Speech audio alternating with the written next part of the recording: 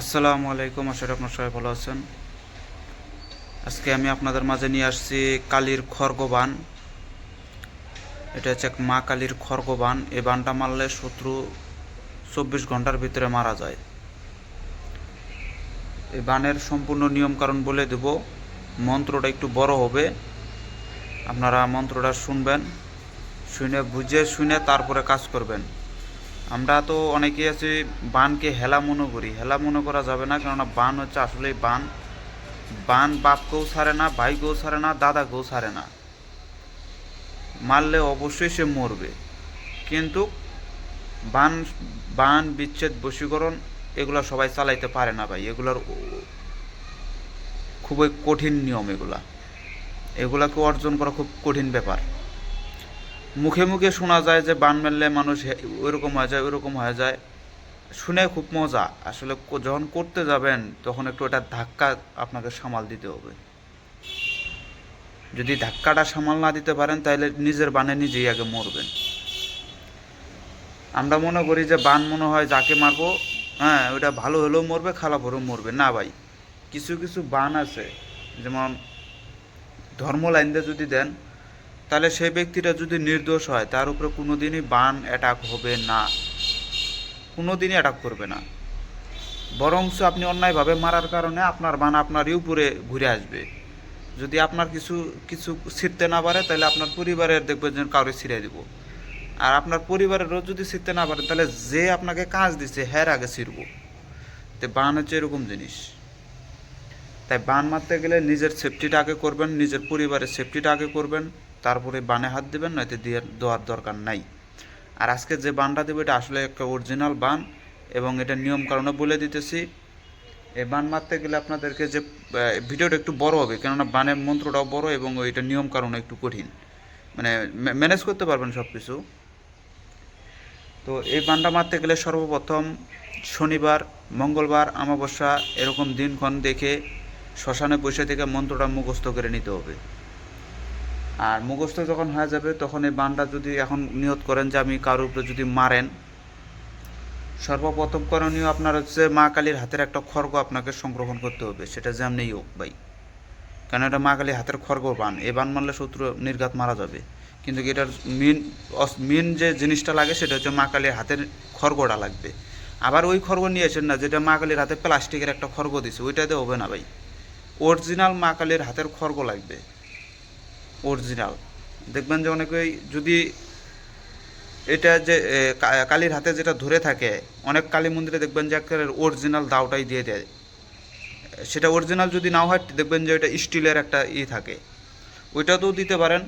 কিন্তু এটাতে যদি বান্ডা মারতে চান সব থেকে ভালো হবে যে খড়গটা দিয়ে পাঠাকে বলি দেওয়া হয়। মা কালীর কিন্তু একটা খড়গ থাকে ভাই, আপনারা হিন্দুদেরকে বলবেন অরিজিনাল খড়গ থাকে, এবং ওই খড়গের ভিতরে একটা চোখ থাকতে হবে। চোখ যদি থাকে তাহলে সেটা খড়গ, নাহলে ওটা খড়গই না।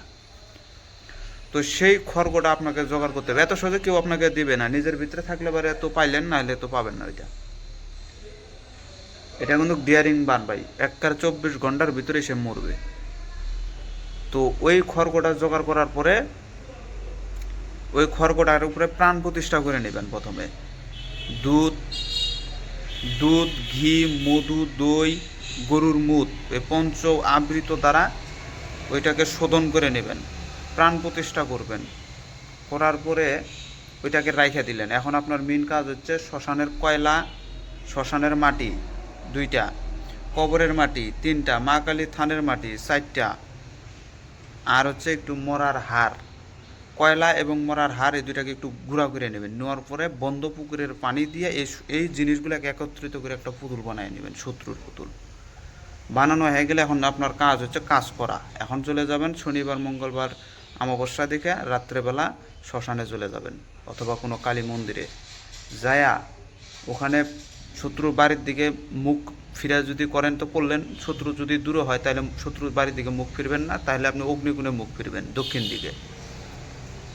তো দক্ষিণ দিকে মুখ ফিরা বানের যেগুলো কর্ম সেগুলো কিন্তু প্রত্যেকটাই দক্ষিণ দিকেই যাবে, কেননা ওইটা হচ্ছে মৃত্যু। যদি কাউকে মেরে ফেল দিতে চান তাহলে ওই দক্ষিণ দিকেই মুখ করতে হবে আপনার। জমের যে অধিপত্যটা সেটা হচ্ছে দক্ষিণ দিকে। তো দক্ষিণ দিকে মুখ করে পুতুলটাকে সুন্দর করে রাখবেন। আর শত্রু যদি আশেপাশে হয় তাহলে শত্রুর দিকে মুখ করে বসে পড়বেন, সমস্যা নাই, হয়ে যাবে। কিন্তু শত্রু দূরের ক্ষেত্রে দক্ষিণ দিকে করতে হবে, আপনাকে কর্মটা করতে হবে উল্টা দিকে। আর যদি অনেকেই আছে যে উত্তর দিকেও করতে পারে, এটা আপনাদের ইচ্ছা, কিন্তু আমি যেটা বলবো মারণের কাজ হচ্ছে দক্ষিণ দিকেই করে মানুষ, এখন আপনার ইচ্ছা। তো দক্ষিণ দিকে মুখ করে পয়সা পুতুলটাকে সামনে রেখে পুতুলটার উপরে প্রাণ প্রতিষ্ঠা করে নেবেন।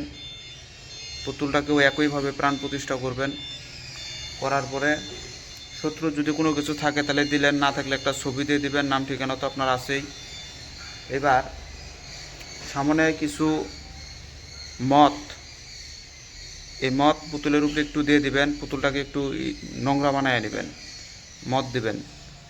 সামনে একটা ঘিয়ের প্রদীপ দিবেন, সামনে কিছু ছোলা বুট চাল ভাজা এগুলা দিবেন, এগুলো কিন্তু শ্মশানের খাদ্য।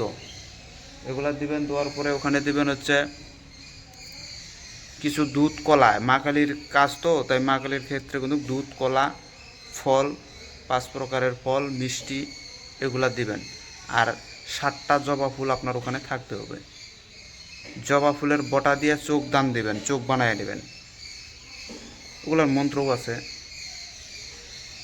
আর যারা গুরুর কাছ থেকে দীক্ষাপ্রাপ্ত তারা গুরুর দেওয়া বীজ মন্ত্র দিয়ে আপনারা প্রাণ প্রতিষ্ঠা করে নিতে পারবেন, আর কিচ্ছু লাগে না। আর যারা গুরুর দীক্ষা নাই, যারা এখনও গুরু ধরতে পারেন নাই বা যাদের গুরুর বীজ মন্ত্র পায় নাই, তারা কিন্তু এই প্রাণ প্রতিষ্ঠা করতে গেলে বিপদে পড়ে যাবেন। প্রাণ প্রতিষ্ঠা আপনাদের দ্বারা তখন হবে না, অনেক কষ্ট হবে। এই জন্যে অনেকে হচ্ছে বান মারতে পারে না। আর গুরুর দেওয়া যে বীজ মন্ত্র, গুরু কানে কানে কিন্তু একটা বীজ মন্ত্র দেয়, যেমন আমার শিষ্যদের ভিতরে আমি অনেককে দিছি, এগুলো অনেকেই ধরে রাখতে পারে না, অনেককে দিচ্ছি। আমি যেমন পাইছি আমার উস্তাদের কাছ থেকে, আমিও আমার শিষ্যদেরকে দিয়েছিলাম। এখন যে ধরে রাখতে পারবে তার তো এখন না কাজ করলেও কিন্তু পরবর্তীতে সে মনে করতে পারবে যে না উস্তাদ দিছিল একটা। তো সেই বীজ মন্ত্রটা এক মালা জপ করে পুতুলের গায়ে যদি একটা ফুক মারা যায়, ওই পুতুলটাও জিন্দা হয়ে যায়। তো ওই যখন পুতুলটা জিন্দা, সিন্দুর মাখায় নেবেন। নেওয়ার পরে পুতুলটাকে সামনে রাইখা মা কালীর খড়গটা হাতে নিয়ে মন্ত্রটা 1 দফা 7 বার পাঠ করে একটা ফুক মেরে দেবেন খড়গের ভিতরে দিয়ে, দমটা বন্ধ থাকবে আপনার, দম বন্ধ করে 100টা একটা অঙ্গ কাটা ফেলে দেবেন পুতুলের। আবার উঠাবেন, উঠায় আরও 7 বার মন্ত্রটা পাঠ করে একটা ফুক দিয়া আবার দম বন্ধ করে আরেকটা কুপ মারবেন। আবার 7 বার পাঠ করে আরেকটা ফুক দিয়া দমটা বন্ধ করে আবার একটা কুপ মারবেন। এভাবে 3 7 21 বার মন্ত্র জপ হবে। কোপ করবে মাত্র 3টা। এই 3টা কোপ আপনি দিয়ে দেন, আপনার কাজ শেষ।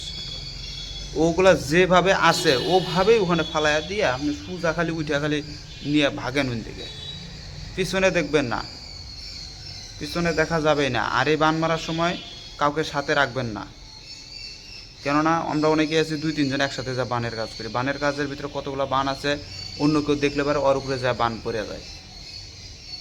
আবারও এমন বান আছে যেগুলো অন্য কেউ মারতে দেখলে পারে ওই বান খাটে না, আর যে দেখবে সেই মারা যাবে।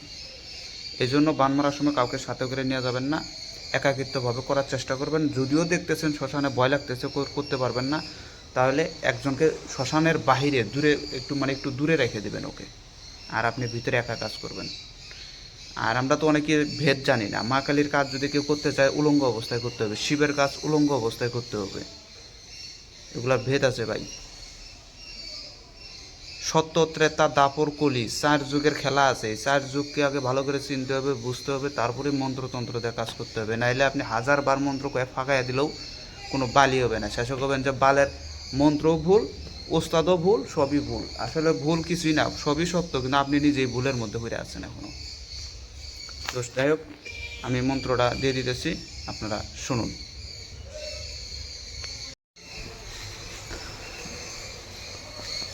ওং তৎসৎ। জয় জয় মা কালী, রক্তকালী, অমুকের বেটা অমুককে গিয়ে ধর, শ্মশানকালী, মশানকালী, দক্ষিণাকালী, অমুকের বন্ধ কর রক্তনালী, আলীর হাতের তরবালি, কালীর হাতের খড়গ, অমুকের দেহের 53 গলির রক কাটি রাখি জিন্দা মরা, ধর্ম অধর্মকে যে মারিল বান, বানের সাপটে যায় অমুক আর প্রাণ, কালী দিল নরবলি, আলী দিল বল, চল চল বান, অমুককে যেখানে থাকিবে সেইখানেই কারিবি তার প্রাণ, জমকালী, শ্মশানকালী, খড়গ হস্তে অমুককে দেয় বলি, চণ্ডী চণ্ডী মহাকালী, অমুকের রুহু কবচ করিয়া আনে জম্পরি কালু রূপী কালী তুমি অমুককে মারিয়া আনে শ্মশানপুরী উত্তর শিওরে দক্ষিণে পা কালী যায় আগে আগে পিছে যায় ডাকিনী যোগিনী রক্ত করে পান ধূপ ধুনার মৃত অস্থি পুরী খড়গে কাটি ধার কালী কালী মহাকালী নামে অমুকের কাটি ঘাড়